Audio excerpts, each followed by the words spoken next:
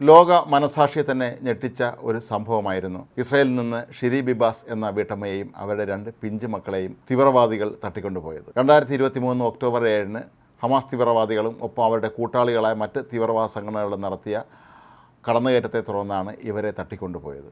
Shirui Bibas 2 കുഞ്ഞുങ്ങളെയും ചേർത്ത് പിടിച്ചുകൊണ്ട് നിലവിളിക്കുന്നത്, അവരെ ബലം പ്രയോഗിച്ച് വാഹനങ്ങളിലേക്ക് കയറ്റിക്കൊണ്ട് പോകുന്നതൊക്കെ തന്നെ ദൃശ്യങ്ങൾ അന്ന് പുറത്തു വരികയും ചെയ്തിരുന്നു. പിന്നീടാണ് ഷിരി ബിബാസും മക്കളുമൊക്കെ കൊല്ലപ്പെട്ടു എന്ന വാർത്ത പുറത്തു വരുന്നത്.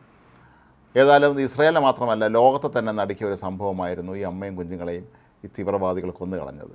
ഹമാസ് തീവ്രവാദികളാണ് ഇവരെ കൊന്നത് എന്ന് തന്നെയാണ് പൊതുവെ അന്ന് കരുതിയിരുന്നത്.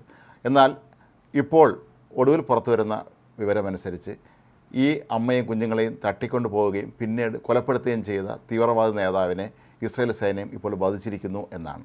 ഇയാൾ ഹമാസിൻ്റെ നേതാവല്ല, മുജാഹിദീൻ ബ്രിഗേഡ് എന്ന ഗാസയിലെ താരതമ്യേന ചെറിയൊരു തീവ്രവാദ സംഘടനയുടെ നേതാവായിരുന്നു. പക്ഷേ ഇയാൾ അങ്ങേയറ്റം ക്രൂരനായ ഒരു വ്യക്തിയായിരുന്നു എന്നാണ് പറയപ്പെടുന്നത്. ആളുകളെ കൊന്നുകൊള്ളുന്ന കാര്യത്തിൽ യാതൊരു ദയയും കാണിക്കാത്ത ഒരു മനുഷ്യനായിരുന്നു ഇയാളെന്നാണ് പറയപ്പെടുന്നത്. വളരെ ചെറുപ്പക്കാരനാണ്. മുഹമ്മദ് ഹസൻ മുഹമ്മദ് അവാദിൻ എന്നാണ് ഇയാളുടെ പേര്. അവാദിൻ എന്നാണ് ഇയാൾ പൊതുവെ അറിയപ്പെടുന്നത്. ചെറുപ്പക്കാരനാണ്. നേരത്തെ ഇസ്രായേൽ അമേരിക്കൻ പൗരത്വമുള്ള 2 പേരെ തട്ടിക്കൊണ്ടുപോയി കൊലപ്പെടുത്തിയതും ഇയാളാണെന്നാണ് പറയപ്പെടുന്നത്. ഏതായാലും കഴിഞ്ഞ ദിവസം നടത്തിയ ആക്രമണത്തിൽ ഇസ്രായേൽ സൈന്യം ഇയാളെ വധിച്ചിരിക്കുന്നു. ഇസ്രായേലുകാരുടെ വലിയൊരു കാത്തിരിപ്പിനാണ് ഇതോടെ വിരാമമാകുന്നത്.